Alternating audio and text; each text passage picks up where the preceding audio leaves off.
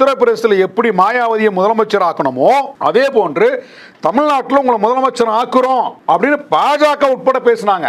இது ஒரு முதலமைச்சர்கிட்ட போய் அங்கே வன்கொடுமை நடக்குது, இங்கே வன்கொடுமை நடக்குது, நாங்கள் சொல்லி தான் தெரியும், அவருக்கு தெரிய வேண்டிய அவசியம் கிடையாது. ஏதாவது நடவடிக்கை எடுத்திருக்காங்களா?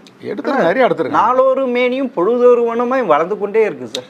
நீங்கள் ஆட்சியிலும் அதிகாரத்தில் பங்கு இருக்குமா உங்களுக்கு? கட்சித்துடைய வலிமை எல்லாருக்குமே தெரியும். அதனால தான் அதிமுக எங்க பக்கம் வாங்க கூப்பிடுறாங்க. விஜய் நேற்று கட்சி ஆரம்பிச்சு விஜய் அண்ணன் திரும்ப எங்க பக்கம் வாங்க, நாங்கள் அதிகாரத்தில் பங்கு கொடுக்குன்னு சொல்றாரு. எங்களுக்கு 25 தொகுதிகள் வேணும்னு டிமாண்ட் பண்றீங்களா? எதன் அடிப்படை டிமாண்ட் இது?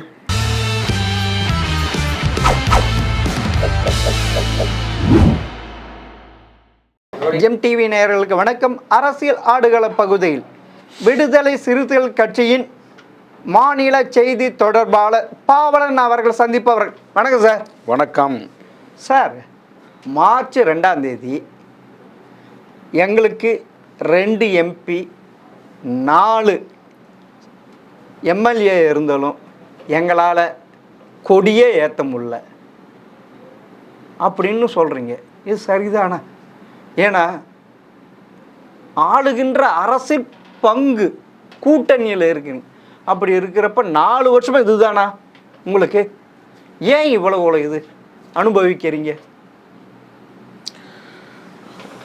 அதுவும் உங்க தலைவரே சொல்லியிருக்கார். தலைவர் எழுச்சி தமிழர் சமூக நீதி போராளி அண்ணன் திருமா அவர்கள் அந்த சொன்ன கருத்து கள நிலவரம், அதான் உண்மை. என்ன அப்படின்னா, இது ஆளுகின்ற அரசில் விடுதலை சிறுத்தைகள் ஒரு தவிர்க்க முடியாத ஒரு அங்கமாக இருந்தாலும் சமூகம் என்பது வேறு, அரசியல் என்பது வேறு. சமூகம் அப்படி பார்த்தீங்கன்னா சாதிய சமூகம் காஷ்மீர்லேருந்து கன்னியாகுமரி வரைக்கும் ஒரே மாதிரி தான் சாதிய சமூகம். இந்தியாவில் ஒவ்வொரு மனிதனும் தனித்தனி சாதியாக பிரிந்து கிடக்கின்றான். இப்போ காலங்காலமாக புறக்கணிக்கப்பட்ட மக்கள் இன்றைக்கு தலைவர் எழுச்சி தமிழர் அவருடைய தலைமையில் அரசியல் அதிகாரம் என்கின்ற அந்த இலக்கை நோக்கி நகரும்போது பரந்துபட்ட அளவில் சிதறி கிடைக்கின்ற பாமர மக்களை, ஏழை எளிய மக்களை, விளிம்புநிலை மக்களை, உழைக்கின்ற மக்களை எம்பவர் பண்ணுறதுக்காக, அவங்கள தகுதி படைத்து அரசியல் அதிகாரத்தை நோக்கி நகர்த்துவதற்காக அந்த வேலையை நான் கடந்த 35 ஆண்டு காலமாக அந்த களத்தில் நாங்கள் செஞ்சுட்டு வரோம்.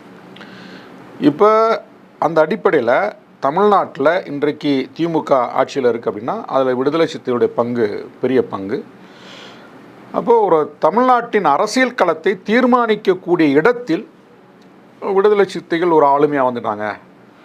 தலைவர் எழுச்சி தமிழர் அவர் தமிழ்நாட்டின் அரசியல் களத்தில் மையப்புள்ளியாக விளங்கிட்டு இருக்காரு.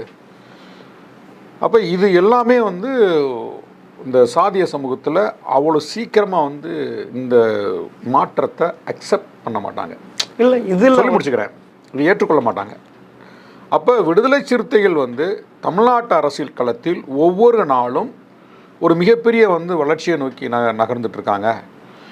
ஆட்சி அமைவதற்கான அந்த தீர்மான சக்தியாக உருவெடுத்துட்டாங்க அப்படின்ற இந்த கோபம் இருக்குது பாருங்கள். சாதியவாதிகள், மதவாதிகள் அவங்க மனசில் இது ஒவ்வொரு நாளுமே மேலோங்கிட்டு இருக்கு. அப்போ விடுதலை சிறுத்தையில் வளர விடக்கூடாது, இவங்களை கொடியேற்ற விடக்கூடாது. கொடியேற்றினா அதை அறுத்து போடணும், கொடி கம்பத்தை இடிக்கணும் அப்படின்றது சாதாரண ஒரு சாதியவாதியாக இருக்கக்கூடிய ஒரு சாமானியனுக்கு அந்த எண்ணம் இருக்குது. காவல்துறையில் வேலை பணியாற்றக்கூடிய, சட்டம் ஒழுங்கை பராமரிக்கக்கூடிய காவல்துறையில் பணி செய்யக்கூடியவங்களுக்கு அந்த எண்ணம் இருக்குது. வருவாய்த்துறையில் நாட்டின் நலத்திட்டங்களை செயல்படுத்தி மக்களுக்கு நல்ல திட்டங்களை கொண்டு போய் சேர்க்கக்கூடிய வருவாய்த்துறை சேர்ந்தவர்களுக்கு அந்த எண்ணம் இருக்குது. அப்போ சமூகத்தில் இருக்கக்கூடிய ஒவ்வொரு அங்கத்திற்குள்ளும் இந்த சாதிய மனநிலை இருக்கின்ற காரணத்தினால தான் எங்கள் கொடி அறுக்கப்படுகிறது, இடிக்கப்படுகிறது. ஆனாலும் இன்றைக்கு தமிழ்நாடு முழுவதும் திரும்பும் திசையெங்கும் திருமாவளவன் என்கின்ற ஒரு அடையாளத்தை உருவாக்கி வைத்திருக்கின்றோம். அடுத்த கேள்வி சார், நீங்கள் பங்கு பெற்றுள்ள கட்சி ஆட்சியில் இருக்கிறப்ப இது ஏன் கண்டும் காணாமல் இருக்கு? நீங்கள் 4 வருஷமாக இப்படி சொல்லிட்டு இருக்கீங்க. நீங்கள் ஒரு எதிர்கட்சியாக இருந்து அப்படி சொன்னால் கூட பரவாயில்ல. அப்படி இருக்கிறப்ப இது ஏன் ஆளுகின்ற அரசாங்கம் இது பற்றி கவலையே படலையா? காதில் வாங்கலையா, எதுவுமே இல்லையா? இந்த அரசாங்கம் நீங்கள் சொல்கிறீங்க இந்த வருவாய்த்துறை சரி, காவல்துறை சரி, எல்லாமே ஆளுகின்ற அரசாங்க கட்டுப்பாட்டில் இல்லையா? காவல்துறை நேரடியாக முதலமைச்சர் கட்டுப்பாட்டில் இயங்குகிறது. வருவாய்த்துறைக்கு தனியாக ஒரு அமைச்சர் வந்து இருக்கிறாங்க. ஒவ்வொரு துறைக்கும் தனியாக ஒரு அமைச்சர் இருக்கிறாங்க. எல்லா துறைகளையும் கண்காணிக்கக்கூடிய, வழிநடத்தக்கூடிய ஒரு அதிகாரம் வந்து முதலமைச்சர் கையில் இருக்குது. ஆனால் காவல்துறை முதலமைச்சர் கண்ட்ரோலில் இருக்குன்னு சொல்கிறோம் இல்லையா, கட்டுப்பாட்டில் இருக்குது, அதுதான் அவருக்கு அமைச்சர். ஆனால் காவல்துறையிலேயே திமுகவுக்கு எதிராக, முதலமைச்சருக்கு எதிராக கருப்பாடுகள் வேலை செய்யக்கூடியவர்கள் ஏராளம். ஆர்எஸ்எஸ் மைண்ட் செட்டில் இருக்கக்கூடியவங்க நிறையா இருக்கிறாங்க. இப்போ நாங்கள் வந்து ஒரு இடத்துல கொடியேற்ற போகணும் அப்படின்னா எங்கள் தலைவர் அதான் சுட்டி காமிச்சார். நாம் கொடியேற்ற போகும்போது தான் சட்டம் பேசுகிறோம் அப்படின்றார்ல, சட்டம் பேசுகிறான்ல. என்ன அப்படின்னா அப்போ தான் காவல்துறை வருது. இந்த இடத்துல கொடியேற்றருக்கு அனுமதி வச்சுருக்கீங்களா, வாங்கியிருக்கீங்களா? இந்த இடத்துல பேனர் நீங்கள் வைக்கிறதுக்கு வந்து அனுமதி வாங்கிறீங்களா? கல்வெட்டு வைக்கிறதுக்கு அனுமதி வாங்கியிருக்கீங்களா? கொடியேற்றருக்கு அனுமதி வாங்கியிருக்கீங்களா? இப்போ மற்ற கட்சிக்காரர்கள் கொடியேற்றும் போது இந்த கேள்வி வராது. மற்ற கட்சியை சேர்ந்தவர்கள் கல்வெட்டு திறக்கும் போதோ ஒரு பேனர் வைக்கும் போதோ அந்த கேள்வி வராது. சாதி சங்கங்கள் கொடியேற்றும் போதோ அவங்க வந்து பெருசாக வந்து கட் அவுட் வைக்கும்போது அந்த கேள்வி வரல. ஆனால் விடுதலை சிறுத்தைகள் வந்து கொடியேற்றுவதற்கோ கல்வெட்டு திறப்பதற்கோ ஒரு பேனர் வைக்கும் போகும்போது தான் காவல்துறையும் வருவாய்த்துறையும் வந்து உங்கள்கிட்ட வந்து அனுமதி இருக்கா, அனுமதி வாங்கிட்டீங்களா, இந்த இடம் யார் இடம், இந்த மாதிரி ஒரு சட்ட சிக்கலையும் சமூக சிக்கலையும் திட்டமிட்டு உருவாக்குறாங்க. இதுக்கும் திமுகவுக்கும் வந்து ஒரு நேரடி தொடர்புன்னு சொல்லவே முடியாது. அது ஆளுகின்ற அரசு அதனுடைய கட்டுப்பாட்டில் இருக்கணும். அப்போனா லா அண்ட் ஆர்டர் போயிடுச்சா? இல்லை, லா அண்ட் ஆர்டர் சட்டம் ஒழுங்குலாம் இங்கே வந்து இது சட்டம் ஒழுங்கு இதுதானே. இருங்க, சட்டம் ஒழுங்கை தமிழ்நாட்டில் தீர்மானிக்கக்கூடிய இடத்தில் விடுதலை சிறுத்தைகள் இருக்கிறோம், புரியுதுங்களா? நாங்கள் வந்து இருங்க தமிழ்நாட்டில் திமுக ஆட்சியில் இருக்குது. திமுக அரசு நிறைய நலத்திட்டங்களை மக்களுக்கு செஞ்சிட்ருக்காங்க. தனிப்பட்ட முறையில் விடுதலை சிறுத்தைகளுக்கு வந்து பெருசாக வந்து திமுகவால் பலன் இல்லாவிட்டாலும் கூட நாட்டு மக்களுக்கு செய்யக்கூடிய செயல் திட்டங்கள் ஒரு பக்கம், கொள்கை சார்ந்து சனாதனத்தை எதிர்க்கிறது, ஒன்றிய அரசினுடைய ஏகாதிபத்தியத்தை எதிர்க்கிறது, அதில் வந்து ஒரு உறுதியாக இருக்கிறாங்க. அப்போ இந்த அளவுகோலில் விடுதலை சிறுத்தைகளும் திமுகவும் ஒரே நேர்கோட்டில் நாங்கள் பயணிச்சிட்ருக்கோம். இப்போ இதை கடந்து நீங்கள் இன்றைக்கு பார்த்தீங்கன்னா முன்பை காட்டிலும் இந்த சனாதன எதிர்ப்பு அப்படின்றது இன்றைக்கி தீவிரமாக பேச எதிர்த்தரப்பில் சனாதனவாதிகள் அவங்களும் தீவிரமாக வேலை செய்கிறாங்க. அதில் வரக்கூடிய சிக்கல் தான் அது. சாதியவாதிகள் தீவிரமாக வேலை செய்கிறாங்க, அதில் வரக்கூடிய சிக்கல் தான் அது. மதவாதிகள் தீவிரமாக வேலை செய்கிறாங்க, அதில் வரக்கூடிய சிக்கல் தான் அது. இதை அப்படி தான் பார்க்கணும். இது அப்போனா இந்துத்துவம் வளர்ந்துருக்கு, அப்போனா உங்களுடைய கொள்கை தோற்றுவிட்டதா? இது நீங்கள் சொல்கின்ற ஈவேர பூமி இல்லாத போயிடுச்சா? வளர்ந்து இருக்கு அப்படின்னா நீங்கள் வந்து ஒரு 10 பேர் வந்து நாங்கள் ஒரு 1,00,000 பேர் இருக்கிறோம், எதிர்த்தரப்பில் 10 பேர் இருக்கான். அந்த 10 பேரும் வெறித்தனமாக வேலை செய்யும்போது அது வெளியில் உலகத்தில் வந்து இவங்க பெரிய ஒரு ஃபோர்ஸாக தான் தெரிவாங்க. அப்படி தான் நம்ம பார்க்கணும். ஆனால் அது வளர்ச்சி கிடையாது. அவங்களுடைய வேலை திட்டங்களை வந்து வேகப்படுத்துகிறாங்க. நான் அந்த பொருளில் சொன்னேன், அவங்க வேலை திட்டங்களை வேகப்படுத்துகிறாங்க. அதை நம்ம அப்படி தான் பார்க்கணும். நம்ம வந்து சனாதனம் அப்படின்றது பெரும்பான்மை இந்துக்களுக்கு எதிரானது, இந்துத்துவா என்பது பெரும்பான்மை இந்துக்களுக்கு எதிரானது. பெரும்பான்மை இந்துக்கள் இங்கே சாமானிய மக்களாக இருக்கிறாங்க, விளிம்புநிலை சமூகமாக இருக்கிறாங்க, உழைக்கின்ற வர்க்கமாக இருக்காங்க, தொழிலாளர்களாக இருக்காங்க, விவசாய கூலிகளாக இருக்கிறாங்க, பறந்துபட்டு நாடு முழுவதும் சிதறி பரவி கிடக்கிறாங்க. இவங்க எல்லாமே பெரும்பான்மை இந்துக்கள் தான். அவர்களுக்கான ஒரு அரசு வந்து இங்கே உருவாக்கப்படலை, ஒன்றிய அரசு உருவாக்கப்படலை. இப்போ சனாதனம் என்பது எல்லோருக்கும் பொருந்தக்கூடியது கிடையாது. அது ஏற்றத்தாழ்வை கற்பிக்குது, ஆண் பெண் பாகுபாட்டை விரிவுபடுத்துது, பெண்ணை வந்து பிறப்பின் அடிப்படையில் கொச்சைப்படுத்துது, சாதி அடக்குமுறையை உறுதிப்படுத்துது, நியாயப்படுத்துது. இப்படி வந்து வளர்ச்சிக்கு எதிராக, அறிவியலுக்கு எதிராக, மனிதனுடைய இந்த சிந்தனை செழுமைக்கு எதிராக சனாதனம் அப்படி இருக்குன்ற காரணத்தினால தான் நம்ம அதை எதிர்க்க வேண்டிய தேவை இருக்குது. அதை எதிர்ப்பதும், இந்துத்துவாவை எதிர்ப்பதும், சனாதனத்தை எதிர்ப்பதும் இந்துக்களை எதிர்ப்பது ஆகாது. ஆனால் இங்கே என்ன பண்ணுறாங்க அப்படின்னா, எங்களுக்கு எதிரான சக்திகள், நாங்கள் இப்போ வந்து ஒன்றிய அரசை தட்டி கேட்குறோம், பார்த்தீங்களா, இந்துக்களுக்கு எதிராக பேசுகிறாங்க. மோடியை எதிர்த்தாலே இந்துக்களுக்கு எதிராக பேசுகிறாங்க. அமித்ஷாவை எதிர்த்தாலே இந்துக்களுக்கு எதிராக பேசுகிறாங்க அப்படின்ற மாதிரி ஒரு பிம்பத்தை வந்து கட்டமைக்கிறாங்க. இதை இந்த நான் வந்து ஒரு பெரிய இந்து, பெரிய பக்திமான் அப்படின்னு வந்து சிந்திக்கக்கூடியவன் இதை நம்பி ஏமாறுறான். அப்போ இதெல்லாம் எதிர்த்து தான் நாங்கள் வந்து எங்களுக்கு ஒரு கொள்கை இருக்குது, திமுகவுக்கு ஒரு கொள்கை இருக்குது, ரெண்டுவருடைய கொள்கையும் ஒத்து போகிறனால தான் அந்த அணியில் வந்து பயணிக்க வேண்டியிருக்கு. ஒரு தொலைநோக்கு பார்வை இது. தமிழ்நாட்டை காப்பாற்ற வேண்டும், அகில இந்திய அரசியலும் ஒரு மாற்றத்தை கொடுக்கணும். தமிழ்நாட்டை என்னத்தை சார் காப்பாற்ற போகிறீங்க? என்ன சார் என்ன இருக்கு சொல்லுங்களேன். எங்களுக்கு வந்து நல்லா தானே இருக்கு. நல்லா தாங்க இருக்கு. அதான் நல்லா தான் இருக்கு. ஏன் நல்லா இருக்கு? விசிகா இன்னைக்கு ஒரு தவிர்க்க முடியாத சக்தியாக வளர்ந்துருக்கு. தமிழ்நாட்டு அரசியல் சமூக களத்தை வந்து எங்கள் கட்டுப்பாட்டில் நாங்கள் வச்சுருக்குறோம். ஆளுகின்ற திமுக அரசு வந்து இன்றைக்கி நிறைய நலத்திட்டங்களை வந்து செஞ்சிட்ருக்காங்க. 2 பேருக்கு கொள்கை அடிப்படையில் ஒத்து போயிட்டுருக்கு. அதனால் தமிழ்நாடு இன்றைக்கி பாதுகாப்பாக இருக்குது. நீங்கள் இப்படி சொல்கிறீங்க. உண்மையில் பார்த்தீங்கன்னா இந்தியாவில் ஸ்டாட்டிஸ்டிக்ஸ் எடுத்துட்டா உத்தரப்பிரதேசத்துக்கு அடுத்து தமிழ்நாட்டில் தான் பட்டியல் இனத்தை அதிகமாக பாதிக்கப்படுவதை கொடுத்துருக்கு மத்திய அரசு. இது எங்க சார் போறீங்க? நீங்க தானே காப்பாற்றணும். நீங்க ஆளுகின்ற அரசுல இருக்கிறீங்கல்ல. இது முன்னாடி வந்து இந்த சாதிய வன்கொடுமைகள் தெரியாமல் இருக்கும், வெளியில் வராது.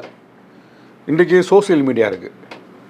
சாதி அடிப்படையில் நடக்கக்கூடிய சாதிய கூறுகள் வன்கொடுமைகளை எவன் செய்கிறானோ அவனுக்கு ஆதரவான வச்சே வீடியோ எடுத்து வெளியே கொடுக்குறான். வெளி உலகத்துக்கு வந்துடுது. எல்லோரு கையிலும் செல்ஃபோன் இருக்கனால என்னென்ன அட்ராசிட்டிஸ் வன்கொடுமைகள் செய்கிறானோ அவனே எடுத்து பதிவு பண்ணி பெருமைக்காக போடுறான். அப்படி பார்க்கும்போது இன்றைக்கி வந்து வட மாநிலங்கள்லேயும் இந்த வன்கொடுமைகள் நடந்துக்கிட்டே தான் இருக்குது. தமிழ்நாட்டில் ஏன் அது வெளியில் வருது அப்படின்னா, நாங்கள் இருக்கிறோம், விடுதலை சித்தைகள் இருக்கோம், எதிர்த்து போராடுறோம். சாதி ஒடுக்குமுறைக்கு எதிராக எதிர்த்து போராடுறோம், கேள்வி கேட்குறோம், களத்துக்கு வர்றோம். ரெண்டாவது இங்கே வந்து அது வந்து வெட்ட வெளிச்சத்துக்கு வந்துடுது. அங்கே நினச்சி இங்கே நினச்சி வன்கொடுமை. அங்கே அவங்கள விட இங்கே தமிழகம் முன்னேறிய மாநிலம். தமிழ்நாடு முன்னேறிய மாநிலம். இன்றைக்கு வன்கொடுமைகளும் வந்து வந்து நிறைய நீங்கள் சொன்ன மாதிரி வந்து நிறைய இடங்களில் நடந்துகிட்ருக்கு. இது ஒரு பக்கம் நமக்கு கவலையை அளித்தாலும் கூட, அது வருந்தக்கூடியதாக இருந்தால் கூட, நம்ம அதை எதிர்த்து போராடினாலும் கூட, ஆனால் இதை வந்து இந்த தமிழ்நாட்டில் மட்டும்தான் நடக்குதான் நம்ம சொல்லக்கூடாது. இந்தியா முழுமைக்கும் ஒரே மைண்ட் செட்டு தான், ஒரே மாதிரி தான் இருக்குது. வன்கொடுமைகள் இப்போ சில மாநிலங்களில் எதிர்த்து போராட மாட்டாங்க. நாங்கள் விடுதலை சித்தையில் இங்கே இருக்கிறோம், வன்கொடுமைக்கு எதிராக போராடிட்டு இருக்கோம், எங்கள் தலைவர் போராடிட்டு இருக்காரு, எங்களை அப்படி தான் வந்து தயார்படுத்தியிருக்காரு, அநியமாக்கியிருக்காரு. நிறைய மாநிலங்களில் தலைவர்களே இல்லை, அங்கே நடக்கக்கூடிய வன்கொடுமைகள் மூடி மறைக்கப்படுது. அதனால் வெளியில் வந்து தெரியாமல் மறைக்கலாம். தமிழ்நாட்டில் நாங்கள் இருக்கிறோம், போராடிட்டு இருக்கோம். ஆனாலும் நீங்கள் என்ன போராடி இருக்கீங்க? இவ்வளவு நடக்குது. உங்களால் ஆணவ படுகொலை சட்டத்தை கொண்டு வர முடிஞ்சதா? இதான் என்ன போராடுனீங்களா கேட்காதீங்க நீங்கள். இல்ல அப்போ விடுதலை சிறுத்தைகளை பற்றி உங்களுக்கு என்ன தெரியும்? அப்போ விடுதலை சிறுத்தைகளை பற்றி இருங்க விடுதலை சிறுத்தைகளை பற்றி உங்களுக்கு ஒன்றுமே தெரியலன்னு அர்த்தம். நீங்கள் விடுதலை சிறுத்தையில் படிச்சிருக்கீங்களா? எங்களுடைய செயல்பாடுகளை, எங்களுடைய களப்பணிகளை நீங்கள் வந்து கண்கூடா உற்று நோக்கி இருந்தீங்கன்னா இந்த கேள்வி வந்து நீங்கள் கேட்டிருக்க மாட்டீங்க. எங்கள் தலைவர் வந்து ஒவ்வொரு நாளும் தன்னுடைய வாழ்க்கையை வந்து அர்ப்பணித்ததே இந்த சாதி ஒழிப்பு களத்தில் தான். அப்போ இன்றைக்கி வந்து நான் எனக்கு இருக்குன்னா என்னுடைய ப்ரைமரி ஒர்க்கே வந்து சாதி ஒழிப்பு களம் தான். கட்சியில் இருக்கக்கூடிய எல்லாருமே வந்து மேல் மட்டத்திலேருந்து கடைநிலை தொண்டர்கள் வரையுமே ஒவ்வொரு நாளுமே சாதி ஒழிப்புக்காகவும் எங்கள் மக்களுடைய அரசியல் அதிகாரத்துக்காக தான் நாங்கள் வந்து வேலை செஞ்சிட்ருக்கோம். இப்போ இந்திய அளவில் ஒப்பீட்டு அளவில் விடுதலை சிறுத்தைகள் போன்று சாதி ஒழிப்பு களத்தில், சாதிக்கு எதிராக போராடக்கூடிய அந்த களத்தில் வேறு எந்த மாநிலத்திலுமே இல்லை. தமிழ்நாட்டில் தான் நாங்கள் இருக்கிறோம். அப்போ இங்கே வந்து அதை மீறி வேண்டுமென்றே நிறைய சாதியவாதிகள் ஒரு வன்மத்தோடு நிறைய இடங்களில் வந்து திட்டமிட்டு உருவாக்குறாங்க. திட்டமிட்டு இது வந்து ஒரு தமிழ்நாடு வந்து எப்படியாவது வந்து இங்கே இருக்கக்கூடிய ஒரு இமேஜ் உடைக்கணும், இவங்க வந்து தமிழ்நாட்டில் நிறைய படிச்சிருக்காங்க, ஒரு அறிவியல் பூர்வமாக சிந்திக்கிறாங்க, இதை வந்து பெரியார் மண்ணுன்னு சொல்கிறாங்க, பிற மாநிலங்களில் ஒப்பிடும்போது எஜுகேஷன் எம்ப்ளாய்மெண்ட்டில் முன்னேறி போயிட்டுருக்காங்க, இவங்களுக்குன்னு தனியாக ஒரு நாகரிகம் இருக்குது, அதை நாங்கள் வந்து மறைக்க விரும்பலை. இல்லை, உங்களுடைய கூட்டணியில் இருக்கின்ற கட்சி தான் ஆட்சி செய்து அதனுடைய கவனத்துக்கு கொண்டு போனீங்களா? இது வந்து ஒரு முதலமைச்சர்கிட்ட போய் அங்கே வன்கொடுமை நடக்குது, இங்கே வன்கொடுமை நடக்குது நாங்கள் சொல்லி தான் தெரியும், அவருக்கு தெரிய வேண்டிய அவசியம் கிடையாது. ஏன்னா தமிழ்நாட்டில் எந்த மூளை முடுக்கில் என்ன ஒரு பெரிய ஒரு படுகொலையோ வேறு என்ன சம்பவம் நடந்தாலுமே உடனடியாக உளவுத்துறை மூலமாக முதலமைச்சர் கவனத்துக்கு கொண்டு போயிடுவாங்க. ஆனாலும் அதான் சொல்ல வரேன். ஆனாலும் எங்கள் தலைவர் மாதத்திற்கு ஒரு முறை முதலமைச்சரை சந்திக்கும் போது கரெக்டாக இந்த மாதிரி அங்கங்கே சாதிய வன்கொடுமை நடக்குது, அரசு தரப்பில் உரிய நடவடிக்கை எடுக்கணும்னு சொல்லி அழுத்தம் கொடுத்துட்டு தான் இருக்காரு. ஏதாவது நடவடிக்கை எடுத்திருக்காங்களா? எடுத்து நிறைய எடுத்துருக்காங்க. நாளொரு மேனியும் பொழுதொரு வனமாய் வளர்ந்து கொண்டே இருக்குது சார். நீங்கள் இங்கே பாருங்கள், இந்த இருங்க ஏதோ திமுக ஆட்சியில் மட்டும்தான் அந்த சாதிய வன்கொடுமை நடக்கிற மாதிரி சொல்லக்கூடாது. இன்றைக்கு திட்டமிட்டு திமுக ஆட்சியில் உருவாக்குறாங்க, நிறைய பேர் உருவாக்குறாங்க.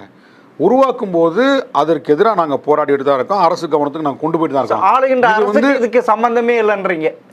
இதுக்கு எப்படி வந்து மு.க. ஸ்டாலின் பொறுப்பு இருப்பார் நீங்கள் கேளுங்க. இப்போ அவர் வந்து அங்கே போய் வந்து சாதிய இருங்க நான் சொல்லி முடிச்சுக்கிறேன், நீங்கள் போய் சாதி சண்டை போடுங்கடா, நீங்கள் போய் அடிங்கடா, நீங்கள் வெட்டுங்கடா சொல்லுவார் அவர். இல்லை இல்லை, இப்போ வந்து நீங்கள் வந்து விசிகா இருக்கும் கட்சியும் தான் ஆட்சி அதிகாரத்தை அமைக்கும் அப்படி வளர்ந்துருக்கீங்களா? தாராளமாக. எதன் அடிப்படை? தமிழ்நாட்டில் இருக்கக்கூடிய எல்லா கட்சியும் எடுங்க, எல்லா கட்சியும் எடுத்துக்கங்க. ஒவ்வொரு நாளும் வளர்ச்சியை நோக்கி போகக்கூடிய ஒரு கட்சி எதுனா விசிகா மட்டும்தான், விடுதலை சிறுத்தைகள் மட்டும்தான். நீங்கள் இப்போ திமுக எடுத்துக்கிட்டிங்கன்னா அவங்களாம் வளர்ந்த கட்சி, வளர்ந்து முடிச்சிட்டாங்க. இந்த கட்சியிலேருந்து ஒரு 500 பேர் 1000 பேர் விலகி திமுகவில் சேரலாம். இங்கேருந்து கொஞ்சம் பேர் விலகி அதிமுகவை சேரலாம். இந்த மாதிரி மாற்றங்கள் நடந்துக்கிட்டு தான் இருக்கும். அதிமுகவும் வளர்ந்து முடிச்சிருச்சு, திமுக வளர்ந்து முடிச்சிருச்சு. இவங்களுக்கான பெர்மனண்ட் ஓட்டர்ஸ் வந்து ஃபிக்ஸ் இருக்காங்க. இடையில இந்த வந்து கட்சி சாராத மக்கள் மாற்றி மாற்றி வாக்களிக்கிறாங்கள, அப்போ தான் அவங்க வந்து யார் ஆட்சிக்கு வர்றதுன்னு முடிவு செய்யப்படுது. சார் உங்களுக்கு நான் முடிச்சுக்கிறேன் நீங்கள் கேள்வி கேளுங்க. ரெண்டு கட்சிக்குமே வந்து ஓட்டர்ஸ் வந்து ஃபிக்ஸ்டு, அதாவது இவ்வளோ தான் இத்தனை சதவீதம் வாக்காளர்கள் கொண்ட கட்சி அப்படின்னு முடிஞ்சு போச்சு. காங்கிரஸ் வந்து தமிழ்நாட்டில் வளருதா? வளரல. கம்யூனிஸ்ட் கட்சிகள், 2 கம்யூனிஸ்ட் கட்சிகள் தமிழ்நாடு முழுவதும் ஒவ்வொரு சட்டமன்ற தொகுதியில் ஒரு நிர்ணயிக்கப்பட்ட வாக்காளர்கள், ஒரு 2000 5000 அப்படி ஒரு வாக்காளர்கள் வந்து ஃபிக்ஸ்ட் ஆகிடுச்சு. ஆனால் ஒரு காலத்தில் வந்து பாட்டாளி கட்சி தமிழ்நாட்டில் பெரிய கட்சியாக இருந்துச்சு. இன்றைக்கி கழுதை தேஞ்சு கட்டெரும்பான கதையாக அந்த கட்சியும் காலி. தமிழ்நாட்டு அரசியல் களத்தில் ஒவ்வொரு நாளும் மக்கள் மத்தியில் நம்பிக்கையை பெற்று இன்றைக்கி வளர்ந்து கொண்டிருக்கக்கூடிய ஒரு கட்சி எதுனா விடுதலை சிறுத்தைகள் கட்சி தான்.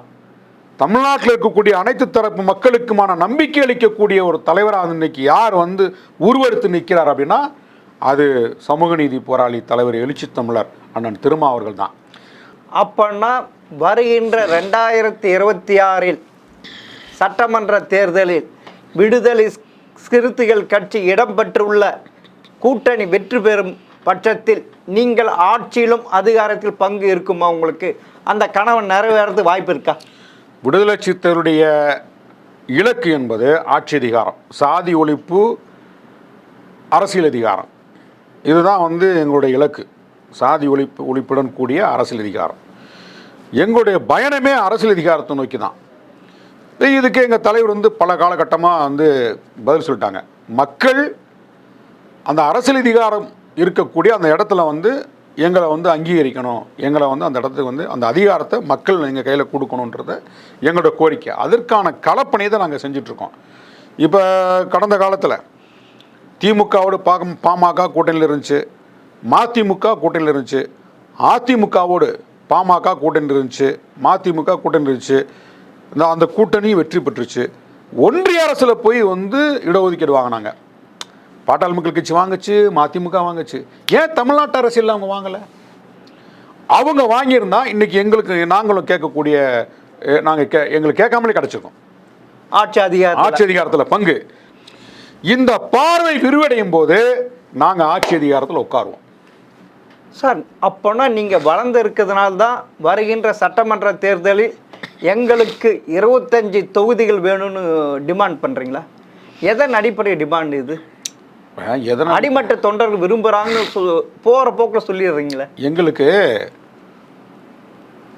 ஒரு சில கட்சிகள் வந்து வட மாவட்டங்களில், பாட்டாளி மக்கள் கட்சி எடுத்துங்க, வட மாவட்டங்களில் ஒரு 5-6 மாவட்டம், சில கட்சிகளுக்கு அப்படியே பாக்கெட்டாக இருக்கும். ஒரு சில இப்போ அதிமுக எடுத்துக்கிட்டிங்கன்னா தென் மாவட்டம், அப்படியே மேற்கு மாவட்டம், வேறு மற்ற பக்கம்லாம் எந்த ஹோல்டும் கிடையாது. ஆனால் விசிகாவுக்கு அப்படி இல்லை. வட மாவட்டம் தான் பாமக மாதிரி வட மாவட்டம் தான் அதிகமாக இருக்கு.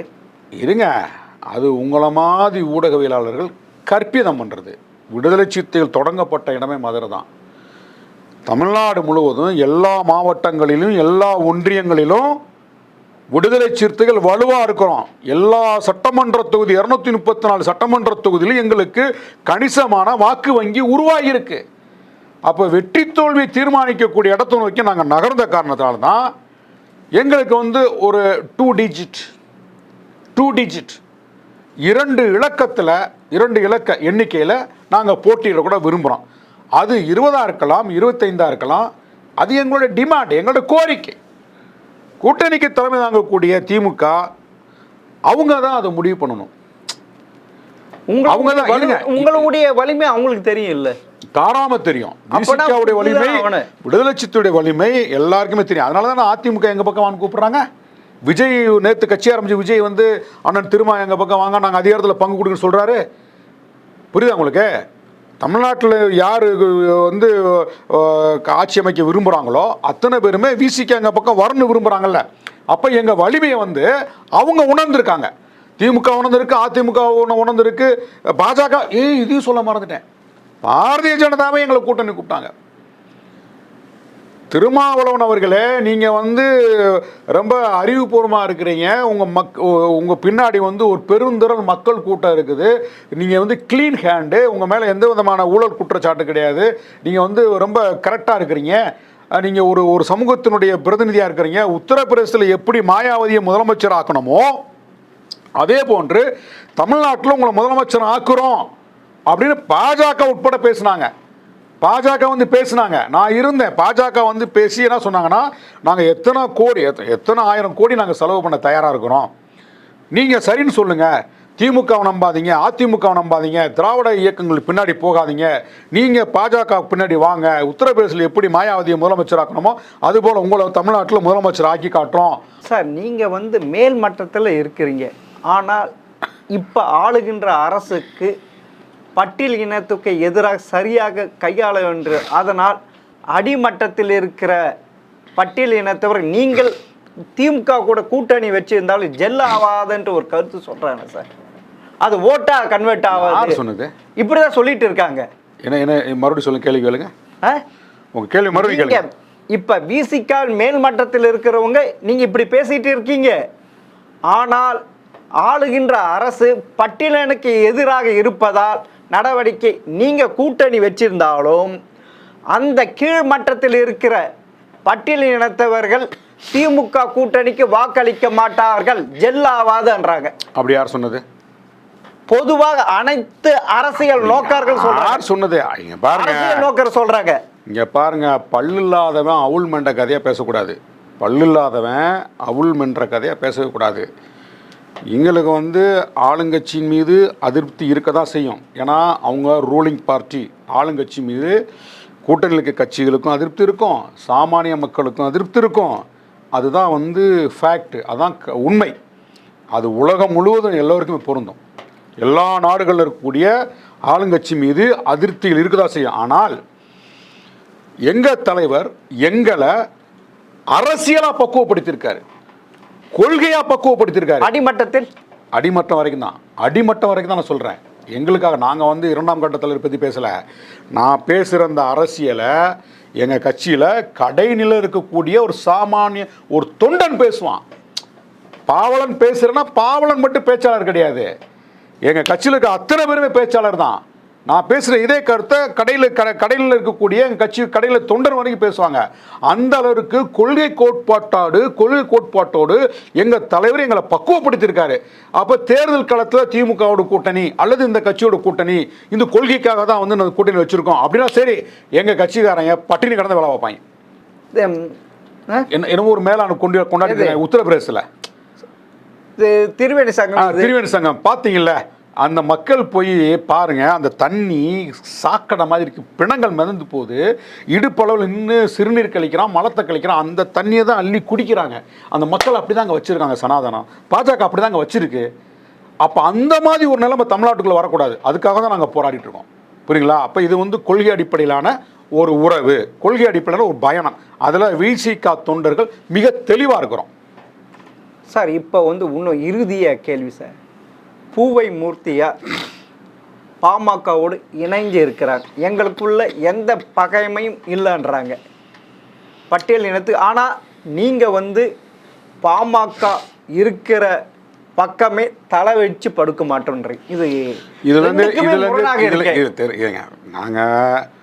நாங்கள் வந்து இந்த தமிழ்நாட்டுக்கான அரசியல் அங்கே செஞ்சிட்ருக்கோம். அதையும் கடந்து இந்தியா முழுமைக்கும் இருக்கக்கூடிய பட்டியல் சமூகம் எங்கெல்லாம் பாதிக்கப்படுறாங்களோ அங்கேயும் வந்து எங்களுக்கான களங்கள் வந்து நாங்கள் அமைச்சிட்ருக்கோம்.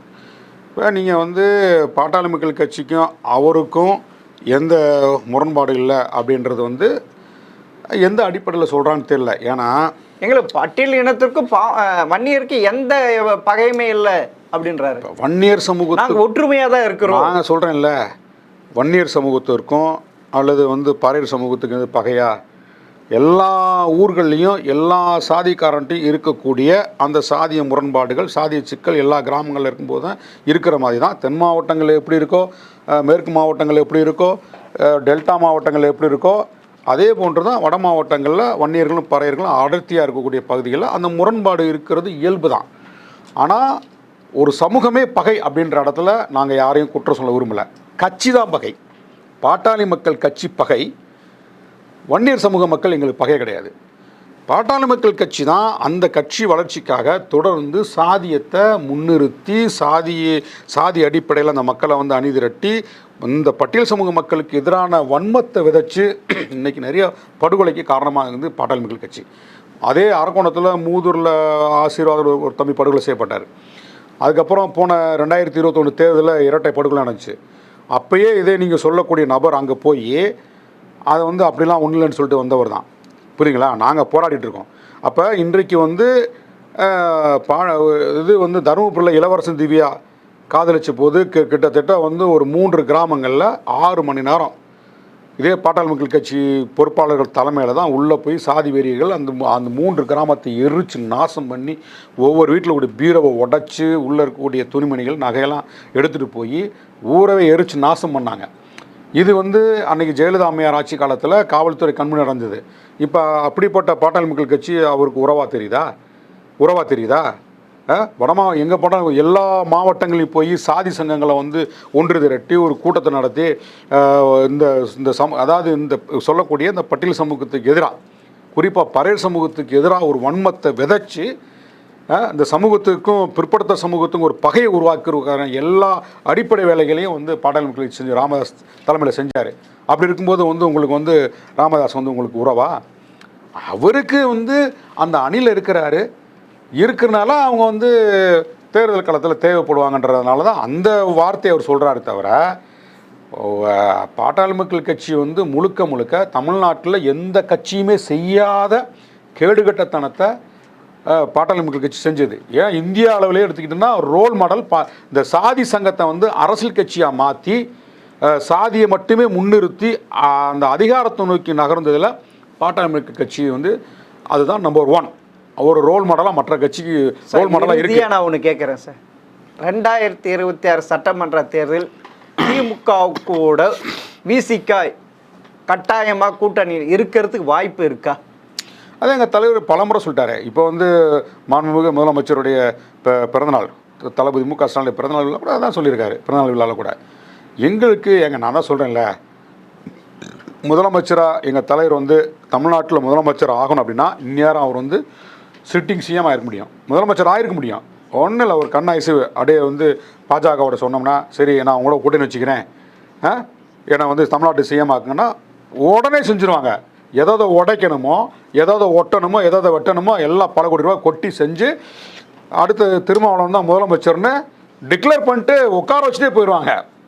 அப்போ வந்து எங்களுக்கு முதலமைச்சர் பதவி வந்து குறுக்கு வழியில் தேவையில்லை, கொள்கையை விட்டுட்டு தேவையில்லை, மக்கள் பார்த்து வழங்கக்கூடியது.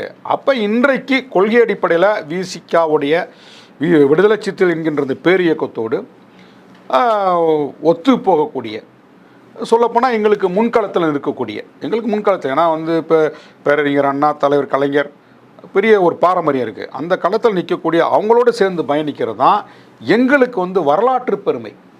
வரலாற்று பெருமை.